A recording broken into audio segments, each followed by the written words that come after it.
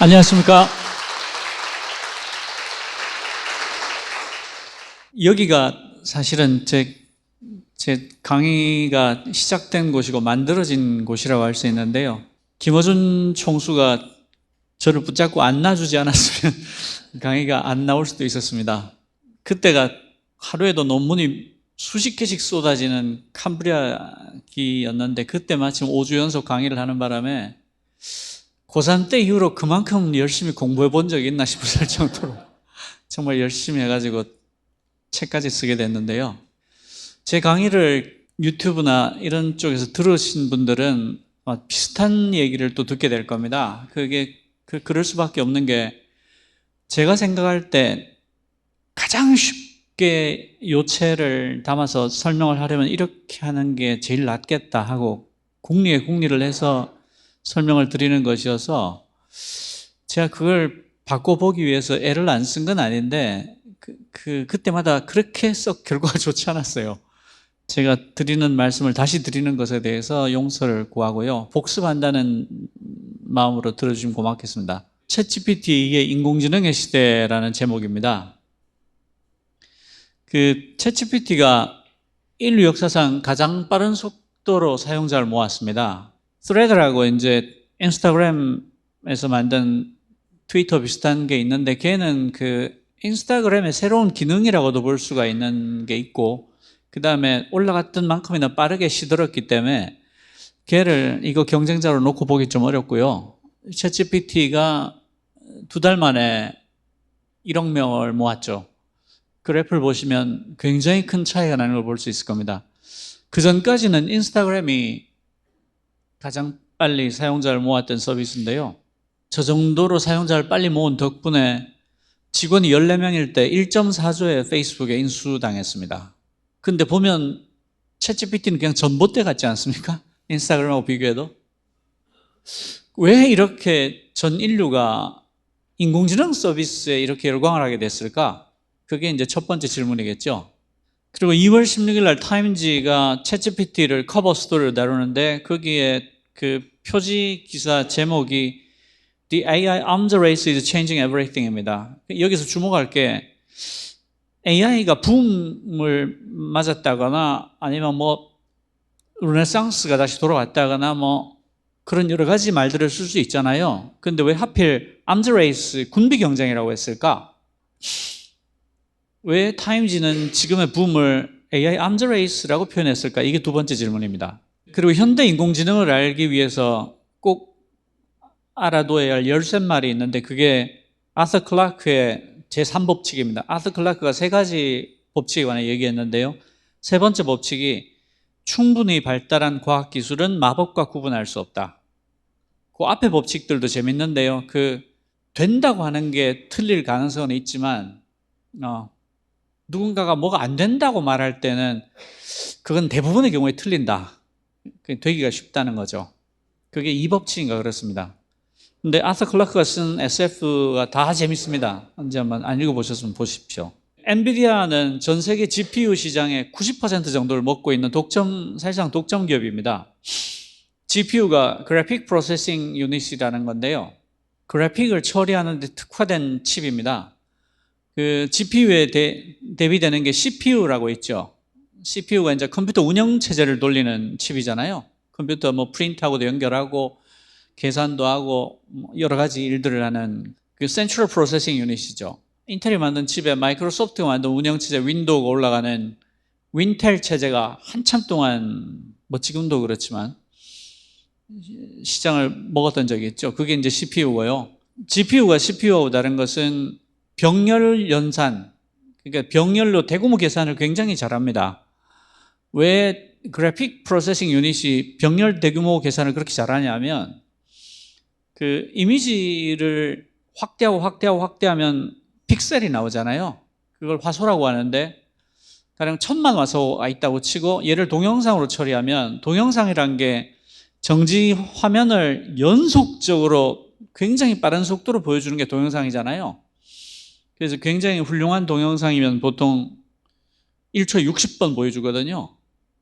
그러니까 1000만 화소인데 1초에 60번 보여주려면 6억 번 계산을 해야 되죠. 1초 안에 6억 개의 화소에 대해서 계산을 할 수 있어야 동영상을 매끄럽게 보여줄 수가 있거든요. 그래서 GPU는 병렬 계산을 굉장히 잘하는 데 특화된 그런 물건인데, 원래는 게임용 PC에 붙이는 거였어요.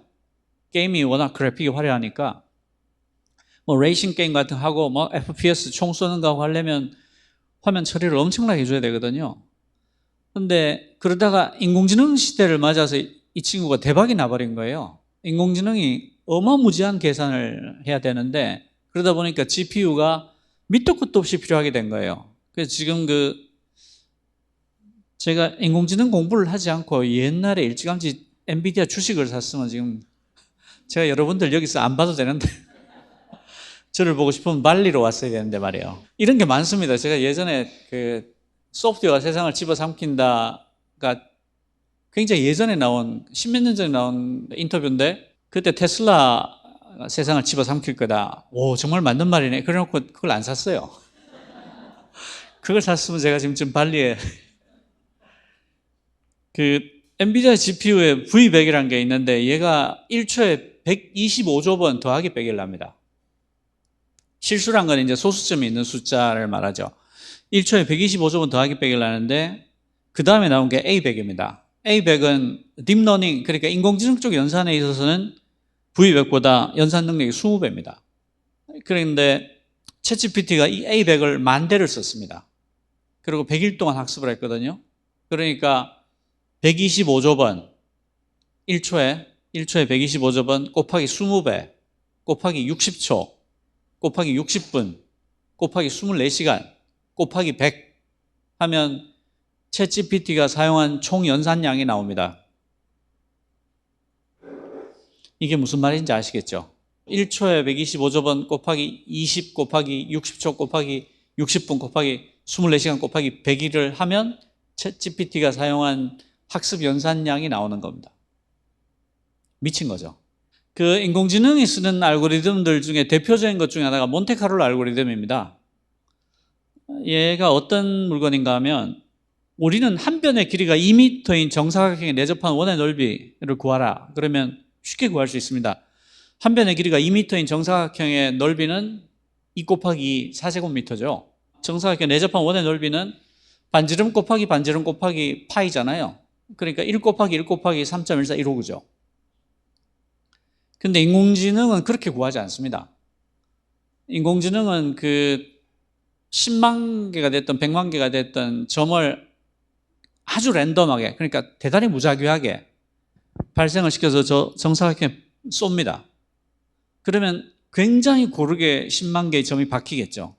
아주 무작위하게 랜덤하게 발생을 시켰으니까 이 박스 안에 10만 개가 굉장히 고르게 박힐 거란 말이에요. 그러면 그 10만 개의 점 중에서 어떤 것은 저 원 안에 박히고 어떤 것은 원 밖에 박히겠죠. 그러면 그 원 안에 박힌 점의 숫자를 세서 그걸 10만 개로 나누는 겁니다. 그리고 우리가 정사각형 넓이는 알잖아요. 그 비율로 4제곱미터를 곱하면 원의 넓이가 나오겠죠. 아니, 그런데 우리가 반지름의 제곱 곱하기 원주율이라는 원의 넓이를 구하는 공식을 아는데 왜 그렇게 번잡스럽게 구하지? 라고 할 수 있는데, 그렇게 번잡스럽게 구한 게 반지름의 제곱 곱하기 원주율보다 빨라요. 왜냐하면 얘는 1초에 312조 번 더하기 빼기 하는 애니까 세는 게 빠른 애예요. 그 인공지능이 하는 일이 굉장히 우아하고 고상하고 뭔가 물리학적이고 수학적이고 뭐 그럴 것 같지만, 실제로 한꺼풀 까보면 대부분의 경우가 이렇게 굉장히 단순한 막노동을 어마무지한 속도로 하는 겁니다. 그러니까 지금 인공지능이 거의 대부분 경사하강법이라는 걸 쓰는데요. 경사하강법이 뭐냐면, 이렇게 쭉 내려와서 어디에 닿잖아요. 닿으면 전후 좌우를 다 살펴서 자기보다 낮은 지역이 있는가를 살펴서 낮은 지역이 있으면 그걸로 이동을 합니다. 그리고 거기서 다시 전후 좌우를 살펴서 또 낮은 데가 있으면 또 이동을 해요. 그렇게 해서 가장 낮은 데 갈 때까지 계산을 되풀이하는 게 경사하강법입니다. 지금 인공지능이 대부분 경사하강법을 쓰거든요. 그러니까 이것도 엄청 무식하죠.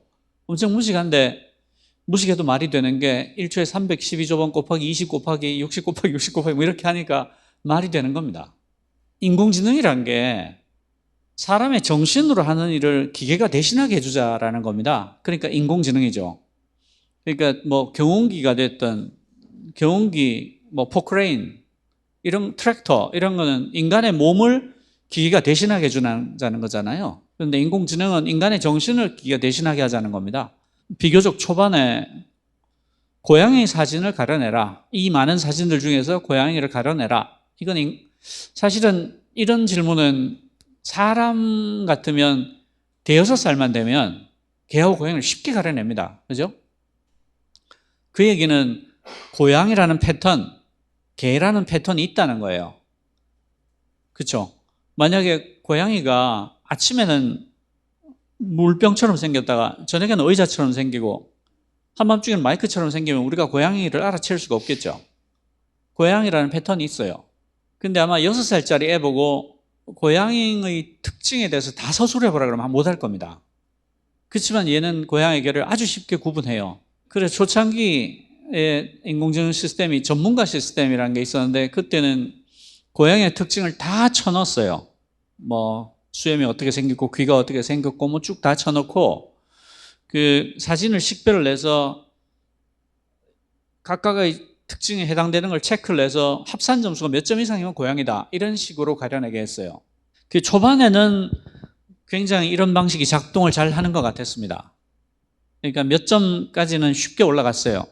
그래서 이 점수를 더 높이기 위해서 특징을 더 많이 넣고 더 정교하게 만들고 그렇게 해서 고양이를 가려내게 했는데 일정 점수가 지나니까 그 다음부터 도로 점수가 떨어지기 시작하는 겁니다.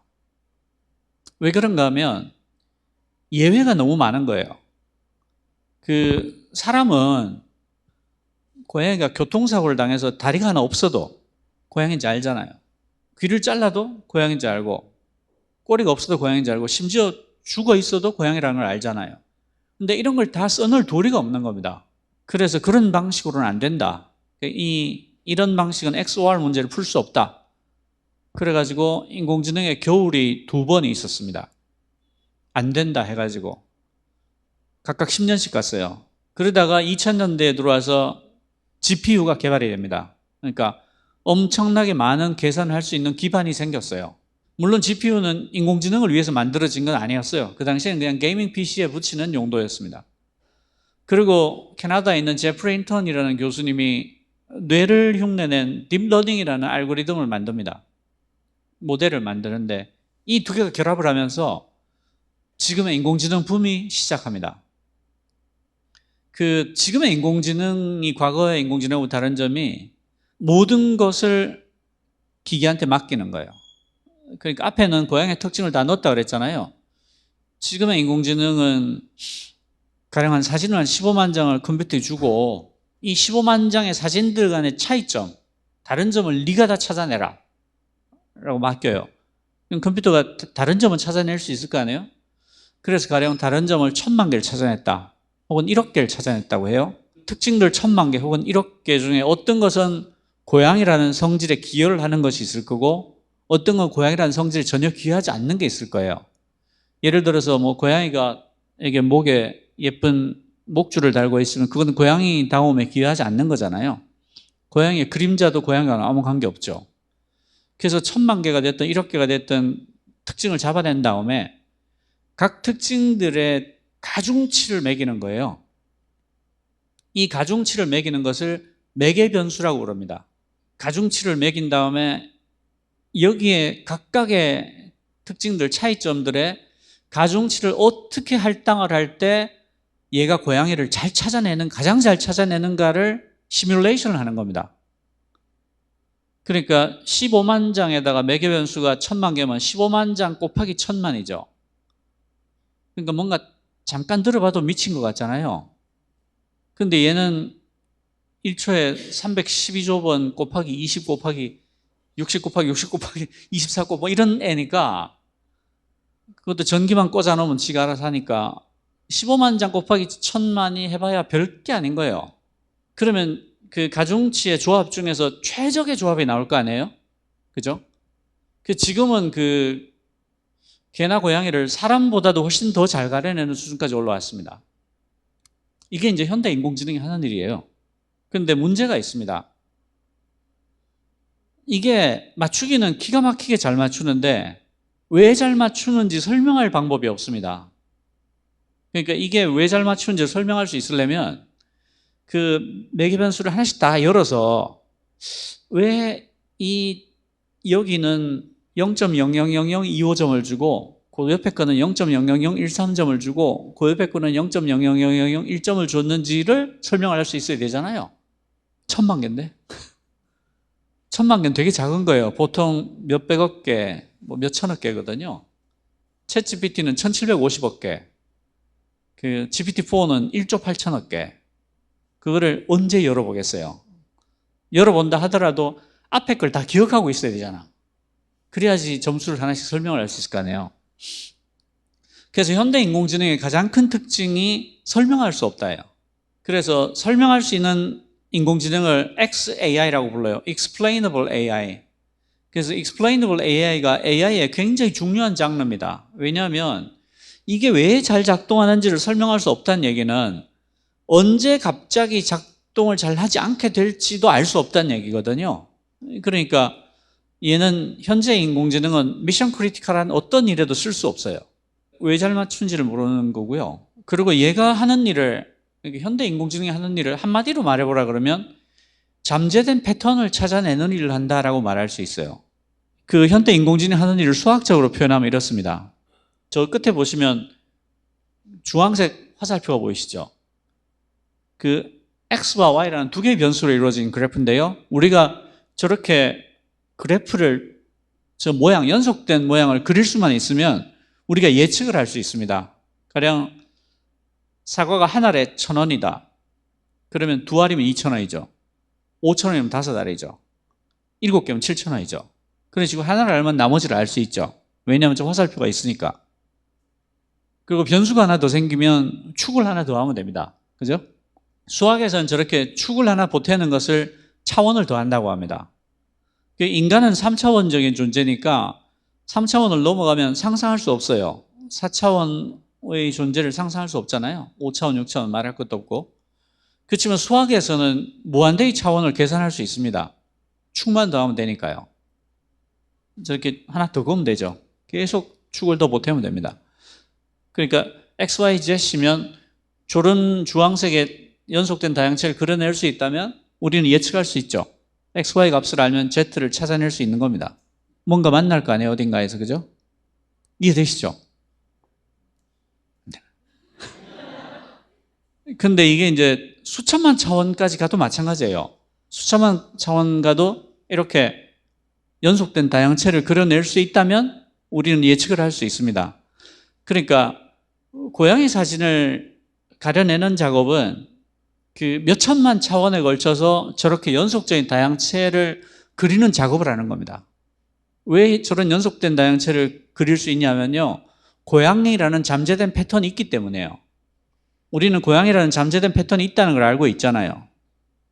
그걸 수학으로 표현을 못하고 말로 표현을 못할 뿐이지. 그러니까 그걸 몇천만 차원에 걸쳐서 더듬어서 찾아내는 거예요.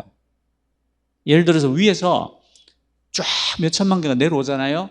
그러면서 경사학법을 써서 계속 그림을 그리다 보면 저런 그림을 그릴 수 있겠죠. 몇천만 개가 내려와서 경사각형법으로 제각기 가장 낮은 데를 찾아가면 결국은 저렇게 이어진 연속된 다양체를 그릴 수가 있을 거 아니에요. 그게 현대 인공지능이 하는 일입니다. 그러니까 잠재된 패턴이 있는 모든 곳에서 인공지능이 굉장히 잘 작동합니다. 가령 프로그래밍 같으면 저건 사람이 만든 규칙이잖아요. C가 됐든 자바가 됐든 자바스크립트가 됐든 파이썬이 됐든 인간이 만든 규칙이니까 거기는 분명한 패턴이 있겠죠. 그럼 얘는 이 패턴을 찾는 애니까 코딩을 잘해요. 제가 이제 IT 업계에 일하고 있으니까 제 주변에 뛰어난 개발자가 굉장히 많을 거 아니에요. 이 친구들은 작년 말부터 다 이걸 쓰고 있습니다. 그리고 자기 직원들한테도 돈을 주고 이걸 다 쓰게 시켜요. 이 친구들 하는 말이 최소한 3년차 개발자 서너 명을 데리고 일하는 것 같다라고 해요. 물론 이제 이 친구들이 굉장히 뛰어난 개발자이기 때문에 얘가 뭔가 거짓말을 하거나 잘못된 일을 하면 금방 알아챌 수 있어서 잘 쓰는 것도 있습니다. 그러니까 설계를 할 줄 알고 디버깅을 할 수 있으면 얘랑은 일을 굉장히 잘할 수 있는 거예요. 근데 왜 한 명이 아니고 서너 명인가 하면 코드가 아무리 쉬워도 길면 인간은 기본적으로 타이핑하는 시간이 있습니다. 근데 얘는 그런 게 없어요. 그냥 토해내거든요. 몇십 초만 주면 토해내니까 어렵든 쉽든 똑같이 나와요. 그러니까 서너 명 이상의 효율이 나는 거죠. 그리고 법률 사무직도 마찬가지입니다. 이 법률 사무직이 인간이 만든 규칙이니까 굉장히 뚜렷한 패턴이 있잖아요. 그러니까 쉽게 패턴을 찾아낼 수 있습니다.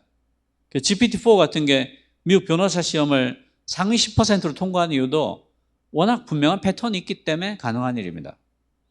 저널리즘도 마찬가지입니다. 기사를 쓰는 게 꽤 창의적인 일 아니야? 그렇지 않습니다. 여러분들이 그 일기예보를 날짜를 가려놓고 보시면 절대로 며칠자인지 못 맞출 거예요. 뭐 농구 시합 결과, 야구 시합 결과, 뭐 어제 주식시장이 어땠다, 전부 다 비슷비슷한 패턴을 갖고 있습니다. 그러니까 이런 일들은 인공지능이 아주 잘하는 일이 됩니다. 그러니까 지금 말씀드린 이런 분야에서 그 일자리를 뺏기는 분이 굉장히 많이 나올 겁니다. 내년 말까지 굉장히 큰 변화가 일어날 거예요. 피할 수 없습니다. 이게 이제 챗GPT에 대해서 얘기하기 전에 여러분들이 알아야 될, 갖춰야 될 기본 지식이었습니다. 이제부터 챗GPT에 대해서 말씀을 드리겠습니다. 챗은 대화형입니다. 그러니까 사람이 말을 하듯이 데이터를 집어넣을 수 있다는 뜻인데 이게 굉장히 큰 의미를 갖고 있어요. 제가 지금 이렇게 하는 말을 자연어라고 합니다. Natural Language라고 해요. 그러니까 사람이 사람한테 하는 말을 Natural Language라고 해요. 그럼 그 상대편에 뭐가 있냐? Machine Language가 있어요. 기계어가 있습니다. 기계한테 말을 걸기 위해서 우리가 익히는 말을 Machine Language라고 합니다. 뭐 자바, 자바스크립트, C, 파이썬 이런 것들, 타입스크립트 이런 것들을 다 머신 랭귀지라고 하죠. 챗GPT는 처음으로 사람의 말로 기계한테 말을 걸고 일을 시킬 수가 있는 그런 시스템이에요. 제가 이렇게 말씀을 드리면 시리도 있잖아 말할 수 있는데 시리는 장난감이잖아요. 걔는 문자를 보내라, 뭐 노래를 찾으라 보다 더 조금 한 단계 올라간 말을 하면 헛소리를 하기 시작합니다. 미안한데 못 알아들었다. 다시 해주라. 뭐. 그게 진심으로 대화형이다. 근데 대화형 아닌 인공지능도 많이 있죠. 아까 고양이 사진을 가려내라 이런 거는 분류형이잖아요. 그러니까 얘는 대화형이다. G는 generative, 생성하는 이란 뜻이 만들어낸다. 그림을 학습하면 그림을 그리고 글을 학습하면 글을 쓰고 동영상을 학습하면 동영상을 만들어냅니다. 그 만들어내지 않는 인공지능도 있죠. 알파폴드 같은 경우에는 단백질의 접힘을 예측하는 그런 인공지능입니다. 얘는 만들어내는 인공지능이에요. P는 pre-trained, 사전학습한이라는 뜻입니다. 뭘 사전학습했냐 하면 5조 개의 문서를 사전학습했어요. 그래서 이 정도 사이즈의 언어를 학습한 애를 large language 모델, 거대 언어 모델이라고 합니다. 근데 모든 거대 언어 모델이 파운데이션 모델입니다. 파운데이션이 뭐 기반, 근거 뭐 이런 뜻이잖아요. 왜 모든 거대 언어 모델이 파운데이션 모델인가 하면 이 친구가 느닷없이 나타나는 능력을 보여주는 애입니다. 우리가 챗GPT에 열광한 두 번째 이유가 여기 있는데요. 그러니까 학습 연산량이 10의 22제곱을 넘어가는 순간 혹은 매개 변수가 1000억 개를 넘으면 능력을 테스트하는 여러 가지 범주가 있는데요. 그래프가 이렇게 가다가 툭 튑니다. 그것도 그냥 한 군데서만 튀는 게 아니고 능력을 테스트하는 8개 지표 이상에서 이렇게 가다가 툭 튀어요. 그러니까 그 전까지 볼 수 없었던 언어 능력을 갑자기 보여주고 그 전까지 보여주지 못했던 뛰어난 추론 능력을 보여주고 막 코딩을 하기 시작하고 막 그럽니다. 근데 왜 그런지는 몰라요. 그래서 걔를 느닷없이 나타나는 능력, emergent ability라고 합니다. 뭐 창발성이라고도 하는, emergence를 창발성이라고도 하는데 이 창발성이 저는 굉장히 잘못된 번역이라고 생각해요. 이게 마치 구제역과 같은 표현인데요. 구제역이 영어로 뭐냐면 foot and mouth disease예요. 직역하면 발과 입병. 그러니까 그 가축의 발과 입에서 어떤 증상이 나타나는 병이에요. 그게 구제역이에요. 그걸 한자로 쓰면 입구자에 발굽제자를 써서 구제역이거든요.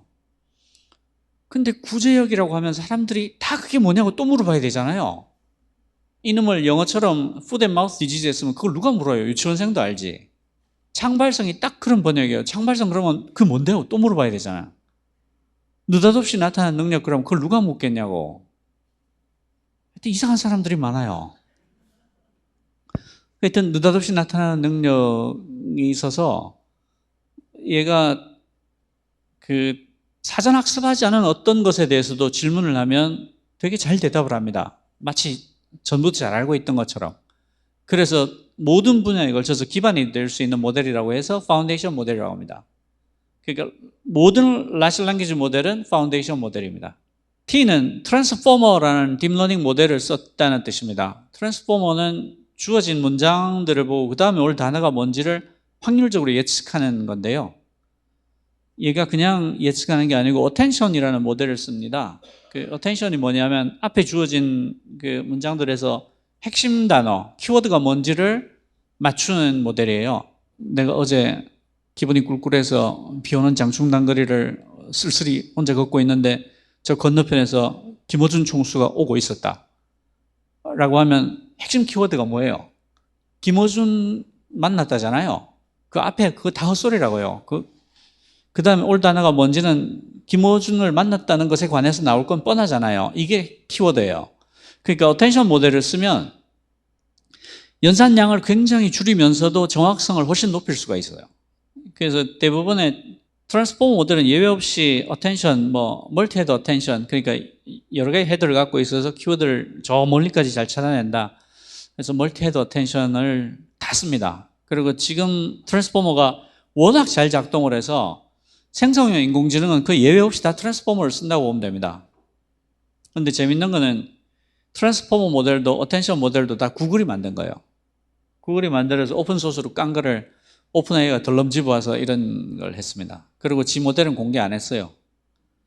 아주 얌체입니다. 그 챗GPT는 매개 변수가 1750억 개입니다. 그러니까 5조 개의 문서를 1750억 개의 매개 변수로 돌렸으니까 그 A100을 10,000대를 썼지만 학습하는 시간이 100일이 걸린 거예요. 근데 그냥 한 게 아니고 RLHF라는 걸 썼습니다. RLHF가 Reinforcement Learning from Human Feedback이라고 해서 인간의 피드백을 통해서 강화 학습을 했다는 건데 어떤 방식으로 했냐면 사람이 작성한 굉장히 품질이 높은 질문 답변 세트를 10만 개를 만듭니다. 돈이 굉장히 많이 들겠죠. 어쨌든 굉장히 질이 좋은 질문 답변 세트를 10만 개를 만들어서 얘를 학습을 시킵니다. 그러니까 그 5조 개의 문서를 가지고 학습한 다음에 일어나는 일이에요. 그 10만 개 문서, 굉장히 높은 품질의 10만 개의 문서를 가지고 학습을 시킨 다음에 인간들이 질문을 하고 그럼 얘가 답을 할 거 아니에요? 그 답에 대해서 1점부터 5점까지 점수를 매겨서 피드백을 하는 거예요. 1점은 네가 절대로 하면 안 되는 답, 5점은 참 잘했어요, 이런 거예요.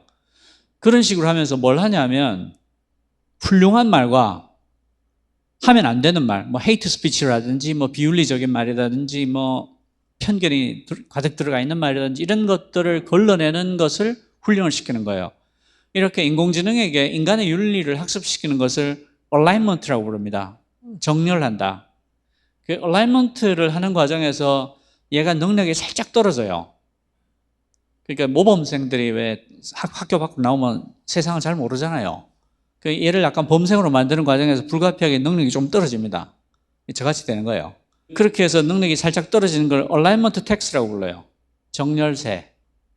어쨌든 그렇게 정렬을 시켜서 그 챗GPT가 헛소리를 굉장히 적게 하고 되게 예의가 발라요. 너 이거 틀린 말 했잖아 그러면 즉시 사과합니다. 얘가 되게 예의 바르게 말하고 뭔가 헤이트 스피치를 시키려고 유도하면 미안하다 이렇게 하고 잘 안 합니다. 영 안 넘어온다는 뜻은 아니고 잘 안 넘어옵니다. 근데 이것도 굉장히 돈이 많이 듭니다. 일단 평가자가 여러 명일 거 아니에요? 그 평가자들 간의 가치 기준이 일치해야 됩니다. 그러니까 똑같은 답을 했는데 어떤 사람은 2점을 주고 어떤 사람은 5점을 주면 얘가 다중인격자가 되거나 아니면 더러워서 일 못하겠다 너희들끼리 맞춰와라 이러겠죠. 뉴욕타임스 보도에 따르면 이런저런 거 합쳐서 챗GPT를 학습시키는데 3.7조 원이 들었다 그래요.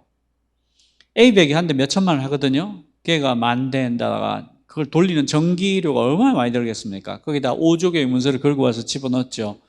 마지막에 RLH 하느라고 석사급 이상의 아주 뛰어난 인재들을 대량으로 집어넣어서 10만 개의 높은 품질의 질문 답변 세트를 만들고 그걸 또 RLH까지 했으니까 돈이 어마무지하게 드는 작업입니다. 그러니까 이쪽은 기본적으로 단위가 다 조예요. 들어가는 돈도 3.7조고 문서 학습한 것도 5조 개고 매개 변수는 뭐 1750억 개인데 그걸 학습시키는데 어쩌고 저쩌고 이렇게 해서 기본 단위가 좁니다. 그리고 뭐 이 개발한 사람들도 재산이 다 조예요. 그리고 몇 달 있다가 GPT-4가 나왔습니다. GPT-4는 그 미국 변호사 시험을 상위 10%로 통과를 해요. 챗GPT는 GPT 3.5 버전인데 챗GPT도 미국 변호사 시험을 통과하는데 얘는 하위 10%로 통과를 했거든요. 근데 이 현대 인공지능이 굉장히 웃기는 점이 많은데요. 이쪽에 규모의 법칙이 작용을 합니다. 규모의 법칙이 작용을 한다는 게 어떤 뜻인가 하면 세 가지. 그러니까 컴퓨팅 파워를 많이 집어넣으면 많이 집어넣을수록, 학습 데이터를 많이 집어넣으면 많이 집어넣을수록, 매개 변수를 숫자를 늘리면 늘릴수록 성능이 좋아져요. 그래서 규모의 법칙이라고 합니다. 모델을 별로 바꾸지 않아도 양을 그냥 때려 넣으면 더 잘 나와요. 지금 사람들이 생각하기로는 GPT-3하고 GPT-4가, 그러니까 챗GPT하고 GPT-4가 모델이 그렇게 다르지 않을 거다라고 얘기를 합니다. 그냥 얘가 이제 매개 변수 1.8쪽에 그리고 A100을 아마 25,000대 정도 썼을 거라는 게 예측인데요. 왜냐하면 공개하지 않았으니까. 근데 모델은 똑같이 하고 그냥 그런 투입한 자원만 그렇게 늘렸는데 그 챗GPT는 미국 변호사 시험을 하위 10%로 통과하는데 얘는 상위 10%로 통과한 거예요. 그러니까 이것도 굉장히 이상한 거예요. 그래서 지금의 인공지능을 발명을 하는 게 아니고 발견을 한다고 설명하기도 해요. 그 발명을 한다 그러면 뭐가 어떻게 될지를 대강 짐작은 하고 이런저런 원리로 될 거야 라고 해야 되는데 지금은 사실은 이게 되네에 더 가깝거든요. 마치 초전도체 같죠. 이게 되네에 더 가까워요. 그러니까 지금은 세기말인지 뭐가 이상한 게 자꾸 나옵니다. 설명을 못하는데 왜 되지가 계속 나오고 있어요. 여러분들이 챗GPT를 써보셨으면 챗GPT한테 굉장히 훌륭한 답을 받기 위해서는 영어로 묻는 게 낫다라는 말을 들으신 적이 있을 겁니다. 근데 GPT-4에 오면요, GPT-4의 한글이 챗GPT에서 영어로 물었던 것보다 답이 좋게 나와요. 그러니까 언어의 장벽이라는 게 그렇게 높지 않더라라는 거죠. 이전에는 그래도 한글하고 영어는 언어의 장벽이 있으니까 라는 말이 통했죠. 근데 이 결과를 보면 언어의 장벽이 그렇게 대단할까 하는 질문을 해볼 수 있는 거죠. 근데 이제 보시면 그렇다 하더라도 그 GPT-4의 한글보다는 GPT-4의 영어가 훨씬 낫습니다. 근데 챗GPT의 영어보다는 GPT-4의 한글이 낫다는 거고 어쨌든 약간의 차이는 있습니다. 그렇지만 챗GPT에서 GPT-4까지 오는데 몇 달 안 걸렸거든요. 지금 GPT-5 한다는 거 아니에요? 뭐가 나올지. 그리고 얘가 기존에는 입력창, 그걸 프롬프트라고 하죠. 프롬프트에 3,000단어까지 집어넣을 수 있었어요. 질문으로. 근데 얘는 25,000단어 이상 집어넣을 수 있습니다. 25,000단어면 책 반 권이거든요. 얘가 이제 in context learning이라고 해서 질문을 하면 그 질문을 가지고 학습을 합니다. 그걸 ICL, in context learning이라고 하는데 책 반 권 정도를 질문으로 집어넣어서 물어볼 수 있는 거니까 내가 그간에 있었던 어떤 사정이라든가 내가 갖고 있는 어떤 자료에 대해서 어지간한 거는 다 때려쳐놓고 이걸 보고 뭐라고 질문을 할 수 있는 거죠. 클로드라는 얘 비슷한 챗GPT보다는 성능이 뛰어난 어떤 인공지능이 있는데 걔는 10만 단어까지 집어넣는다고 그래요. 10만 단어는 책 한 권이 넘죠. GPT-4의 그러니까 챗GPT하고 가장 다른 점 중에 하나가 얘가 멀티모달이라는 겁니다. 멀티모달이 뭐냐면 챗GPT는 텍스트만 입력을 받았잖아요. 얘는 이미지를 입력을 받습니다. 그래서 모드가 두 개다 해서 여러 개의 모드를 갖고 있다고 해서 멀티모달입니다. GPT-4 이후로는 모든 생성형 인공지능들은 다 멀티모달이 기본이 될 거예요. 왜냐하면 그냥 텍스트만 입력받아가지고는 존재 가치가 없잖아요. 챗GPT한테도 안 될 뿐더러 GPT-4까지 있으니까. 그러니까 얘가 이미지를 인식한다. 그래서 GPT-4를 발표하고 오픈 AI 쪽에서 GPT-4가 얼마나 일을 잘하냐 하고 증거로 내놓은 게 이겁니다. 이걸 이미지로 준 거예요. 이 이미지를 입력을 하고 야, 여기서 뭐가 웃긴지 설명을 해줘 라고 물은 거예요. 그런데 GPT-4가 이 질문에 대답을 하려면 아주 여러 가지 일을 해야 됩니다. 첫 번째로 이미지를 이해해야 됩니다. 저 까만 게 아이폰이고 밑에 파란 게 VGA 커넥터고 오른쪽에 있는 일본어로 적힌 박스는 VGA 박스고 그 아래에 있는 사진은 VGA 커넥터에 홈을 파가지고 라이트닝 커넥터를 끼워 넣었다 까지를 이해해야 됩니다. 이미지를 정확히 이해를 해야 돼요. 두 번째로는 기술을 이해하고 기술의 역사까지 알고 있어야 됩니다. 그러니까 VGA 커넥터는 굉장히 낡은 커넥터고 그래서 데이터 전송량이 훨씬 적고 그 대신 덩치는 크고 그리고 저 라이트닝 커넥터는 아이폰에 붙는 비교적 VGA 커넥터에 비하면 훨씬 최신의 커넥터다 라는 기술을 이해하고 기술의 역사를 이해해야 됩니다. 세 번째로 이게 제일 무서운 건데 사람이 왜 웃는지를 이해해야 됩니다. 사람의 유머 감각에 대해서 이해를 해야지 저 질문에 대답을 할 수 있습니다. 그러니까 유머 감각을 알아채지 못하면 도무지 저게 왜 웃긴지를 설명할 방법이 없죠. 바본가? 이럴 수도 있잖아요. 그러니까 그 세 가지를 다 하더라. 인간의 유머 감각이라는 걸 GPT-4가 갖게 된 것 아닌가 라고 말하고 싶은 거예요. 오픈 AI 쪽은. 이것도 이제 이미지로 집어넣은 건데 프랑스 바칼로레아 물리시험 문제를 이미지로 집어넣고 이걸 풀어달라고 하니까 얘가 프랑스어로 된 물리시험 문제를 읽고 영어로 답을 하더라. 이거 오픈 AI 쪽에서 내놓은 겁니다. 근데 이제 오픈 AI 쪽에서 내놓은 증거기 때문에 언제나 이렇게 작동한다라고 믿으면 안 됩니다. 이분들이 연말에 인센티브도 받고 상여금도 받고 해야 되기 때문에 가장 좋은 결과를 발표합니다. 여러분도 그러지 않겠어요? 하다 안 된 걸 왜 발표하겠습니까?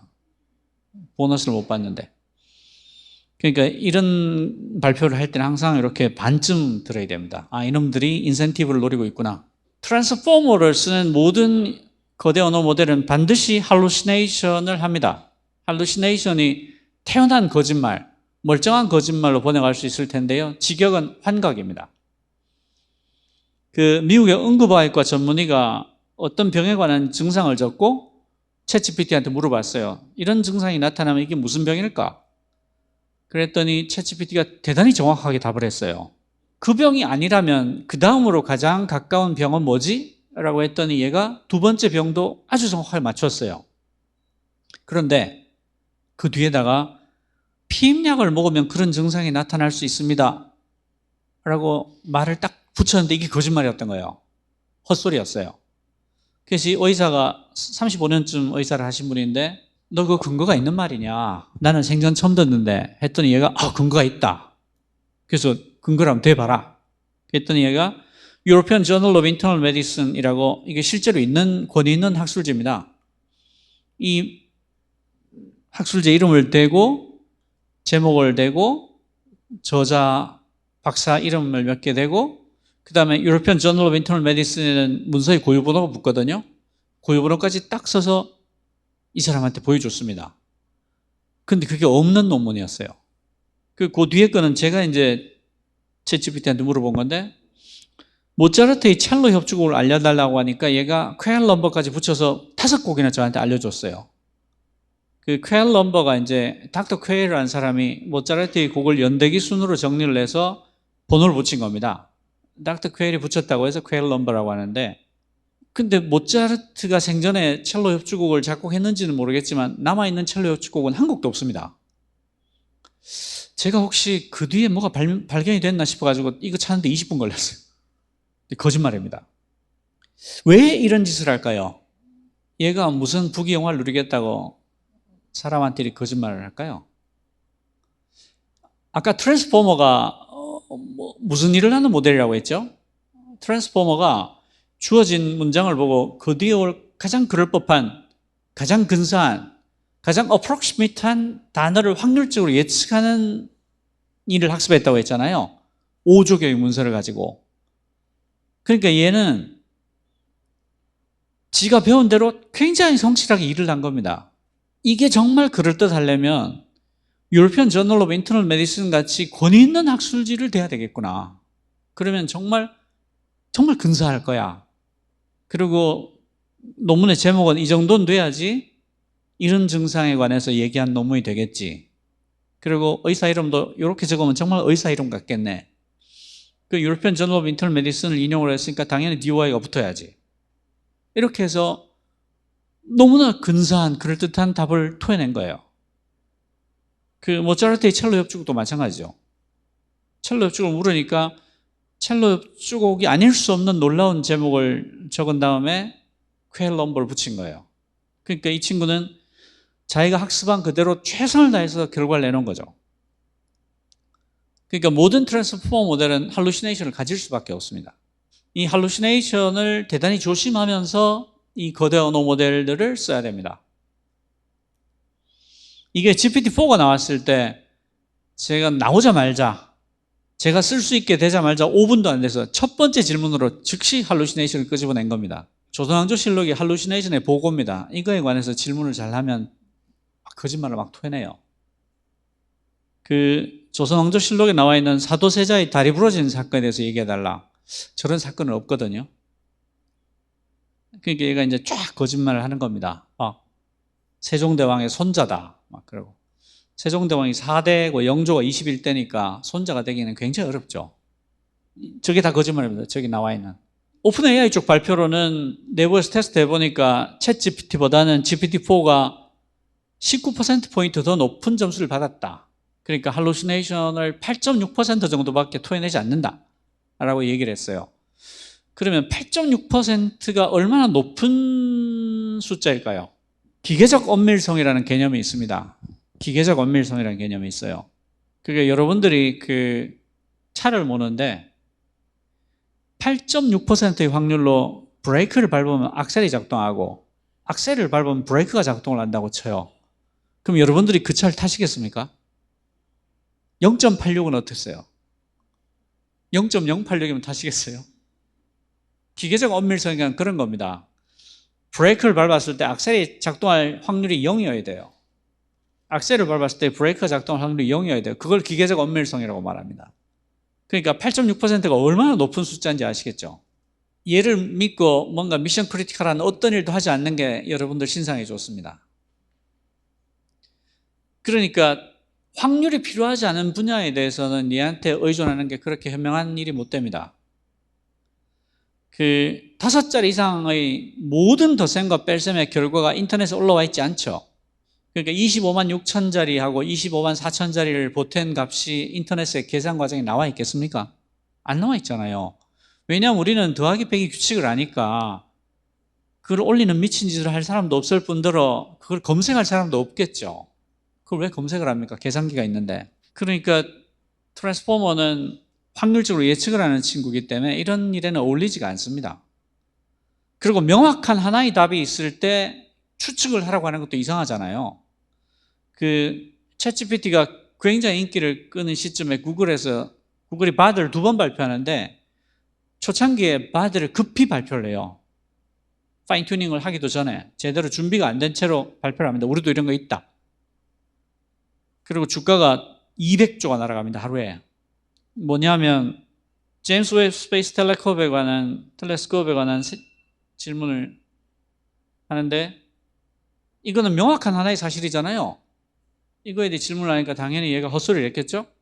그러니까 사람들이 챗GPT의 그 훌륭한 퍼포먼스에 열광을 하고 있는데 이런 똥볼을 찼으니까 사람들이 구글 망했다는 생각을 하겠죠. 그래서 하루아침에 200조가 날아갑니다. 물론 지금은 회복했습니다. 이거 얼마 전에 있었던 일인데요. 뉴욕 변호사가 챗GPT를 썼다가 $5,000 벌금을 냅니다. 이 사람이 이제 어떤 사건에 대해서 변론문을 쓰면서 챗GPT에다가 이거와 비슷한 판례를 찾아달라고 부탁을 해요. 그런데 미국은 불문법이니까 앞에 나왔던 판례를 얼마나 잘 가져다 인용을 하느냐가 그 변호사의 실력이에요.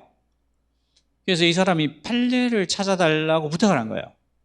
그랬더니 얘가 금세 쫙 찾아줬을 거 아닙니까? 이 변호사가 신중을 기하기 위해서 챗GPT한테 너 이거 진짜야? 라고 물었어요.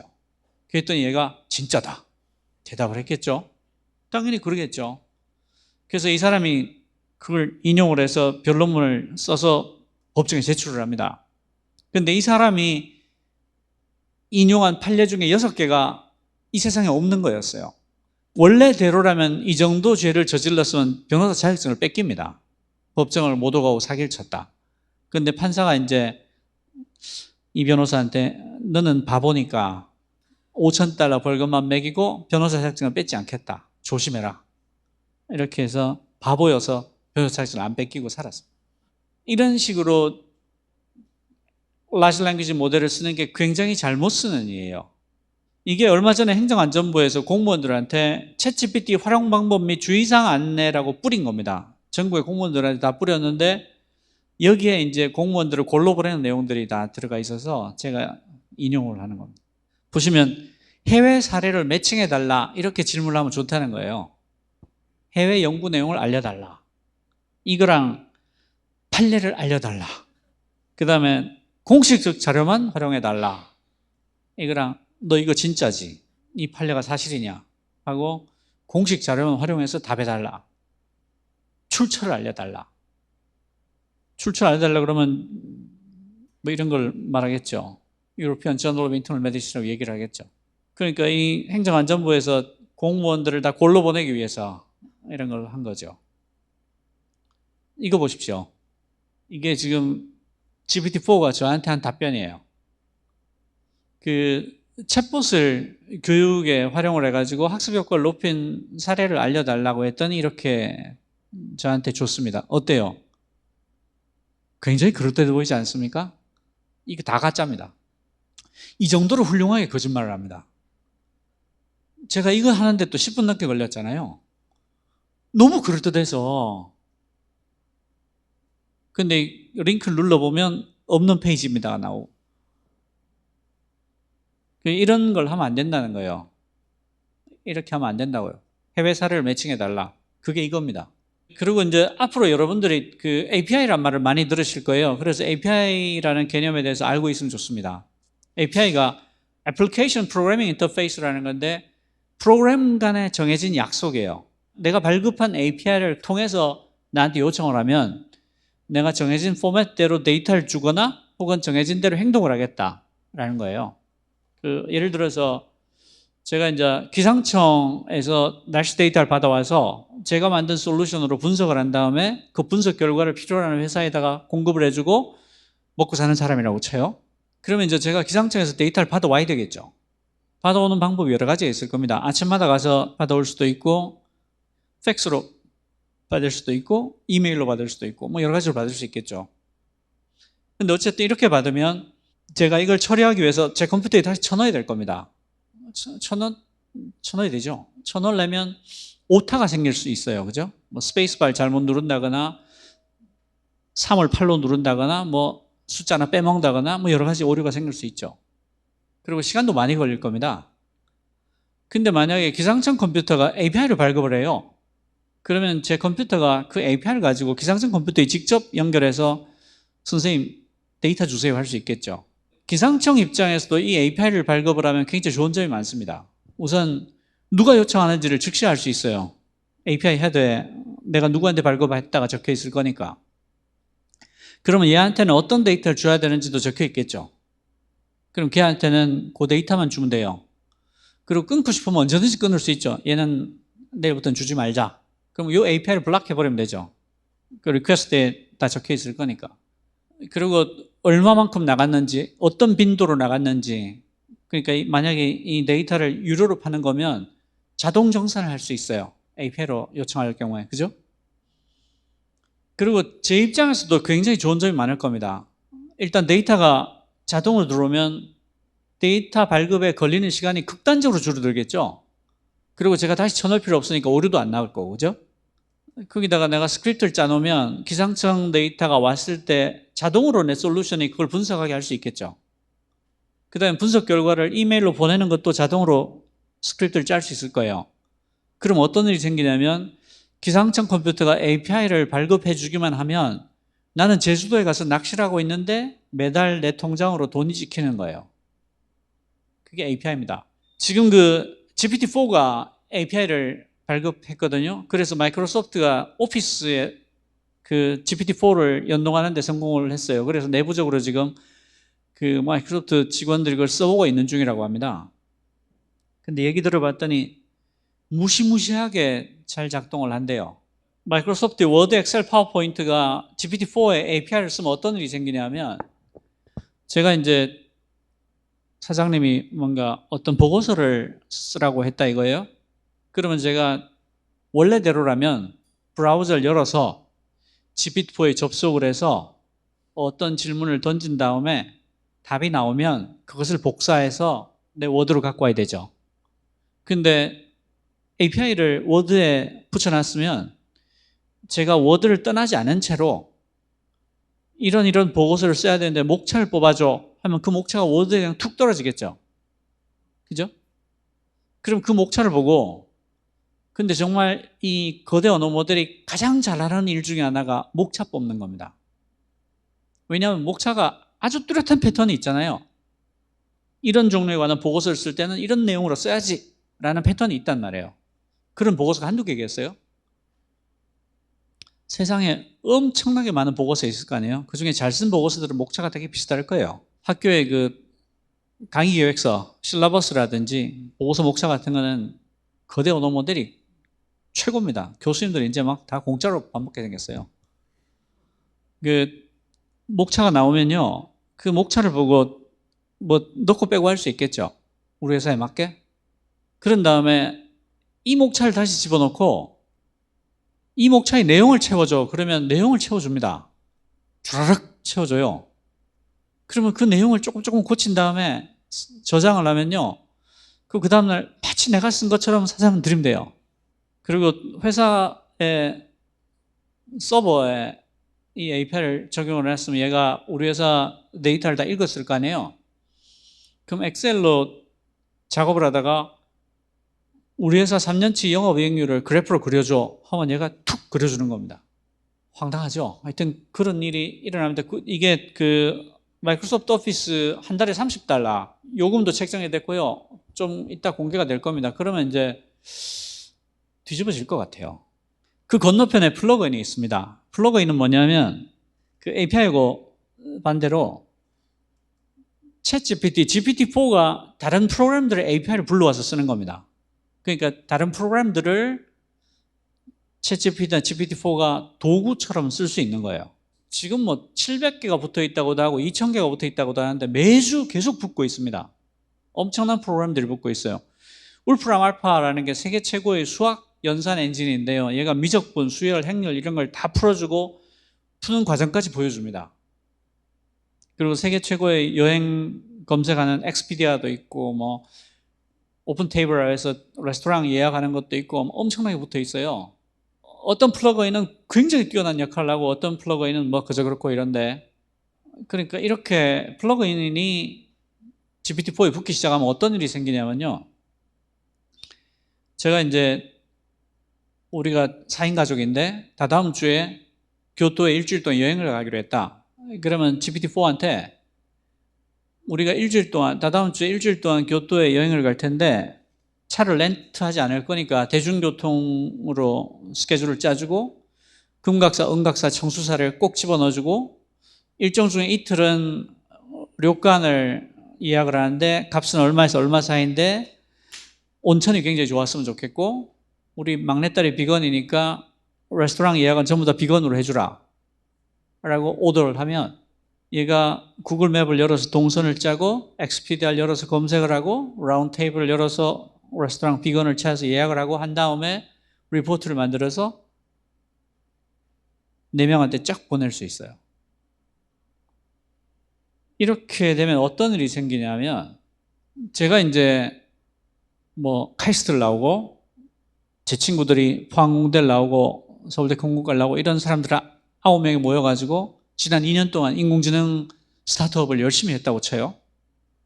그 바로 옆 사무실에는 인공지능과 아무 관계 없는 개발자 7명이서 어떤 앱을 만들어서 서비스를 하고 있었어요. 근데 갑자기 옆방 애들이 GPT-4 API를 앱에다 붙인 거예요. 그랬더니 갑자기 저 앱이 3.7조 원짜리 인공지능 앱이 돼버렸어요. 근데 나는 이제 석 달만 있으면 내 것도 나옵니다. 내 것도 나오는데 나본들 낙이 없어요. 내가 뭐 3.7조 원을 쓴 적도 없고 어떻게 해야 돼요? 실제로 챗GPT가 나온 다음에 굉장히 많은 인공지능 스타트업들이 존재론적인 고민에 휩싸였어요. 나와 본들, 이게 파운데이션 모델을 했잖아요. 거기다 API 나왔죠. 그러니까 한 달에 몇십만 원 뭐 사용량에 따라 다르겠지만 몇백만 원을 쓰면 이게 3.7조 원짜리 인공지능 앱이 되는 거예요. 저도 한 15억 썼는데요. 2년 동안 15억이나 썼는데 어쩌라고 이렇게 되는 거죠. 플러그인도 마찬가지입니다. 이 플러그인이 만약에 제대로 작동을 하게 되면 내가 내 이름을 걸고 내 브랜드를 걸고 열심히 싸우다가 말라 죽을 거냐, 아니면 내일부터 오픈 AI 밑으로 들어가서 얘들이 떼주는 수수료를 먹고 살아갈 거냐, 이 고민을 해야 되는 거예요. 왜냐하면 이 밑에 플러그인으로 들어가는 순간 사람들이 내 브랜드를 잊어먹게 됩니다. 왜냐하면 GPT-4가 뭘 써서 나한테 그 서비스를 해주는지를 내가 알 필요가 없잖아요. 그리고 2,000개가 넘는데 그걸 어떻게 알겠어요? 현대 인공지능이 규모의 법칙을, law of scale을 갖고 있다고 했죠. 컴퓨팅 파워를 많이 집어넣을수록 학습 데이터를 크게 하면 크게 할수록 매개 변수를 많이 잡으면 많이 잡을수록 그냥 성능이 좋아진다고 했잖아요. 이게 무슨 뜻인가 하면 너는 A100을 25,000대 정도 사서 클라우드에 붙일 수 있어? 너는 학습 데이터를 5조 개 이상 가지고 올 수 있어? 너는 매개 변수를 1조 8천억 개 이상 붙일 수 있어? 이 질문에 하나라도 예라고 대답을 못하는 순간 테이블에 앉지 못하는 거예요. 그러니까 엄청난 자연 독과점적인 성격을 가지죠. 그런데 API가 나와서 모든 앱에 붙이게 되고, 제가 생각하건대 내년 말까지 앱스토어에 올라가 있는 모든 앱의 90% 이상이 어떤 형태로든 API를 갖고 있을 겁니다. 그러니까 모든 앱이 AI화 하는 거죠. 거기다 플러그인까지 만약에 제대로 작동을 한다면. 근데 지금 플러그인 중에서 오픈 AI가 직접 만든 플러그인들이 있습니다. 그 브라우징하는 플러그인이 있고, 인터프리터라고 코딩하는 플러그인이 있고, 리트리브라고 해서 검색하는 플러그인이 있는데, 이 세 개는 정말 성능이 좋아요. 그러니까 서드 파티들 거는 서비스에 가까워서 아직 시간이 좀 필요하지만 메인 펑션에 관한 오픈 AI에서 만든 플러그인들은 무지막지하게 잘 작동합니다.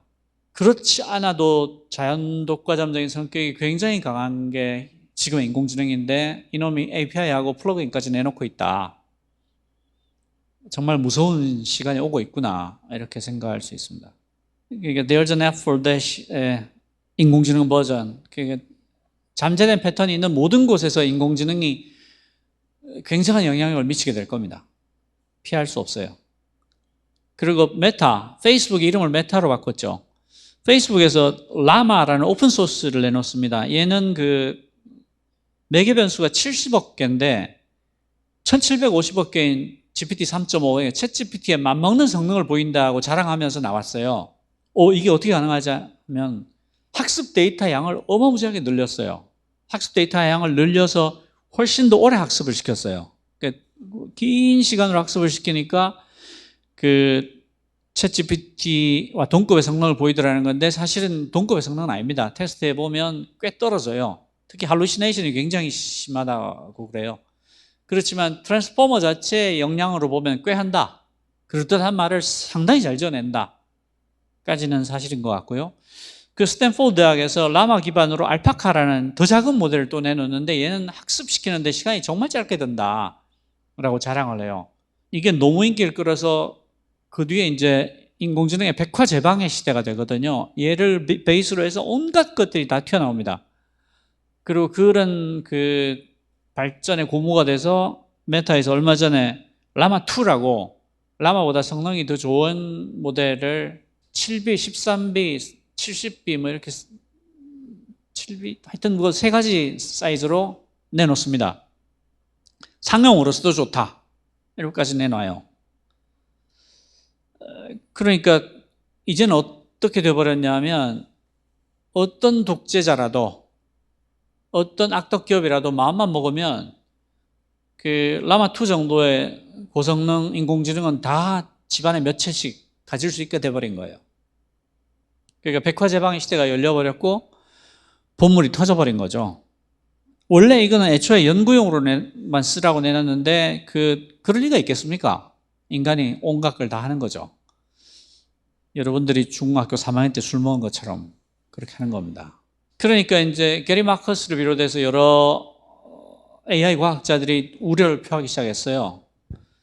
얼마 전에 이제 오픈 AI의 샘 알트만, 그 다음에 구글의 딥마인드의 데미스 아사비스, 그다음 마이크로소프트의 빌 게이츠, 그 다음에 딥러닝을 만드신 제프리 인턴을 비롯해서 클로드 만든 엔트로픽의 CEO까지 지금 거대 언어 모델의 유력한 플레이어들이 전부 다 합의해서 한 줄의 성명을 내는데 서명을 합니다.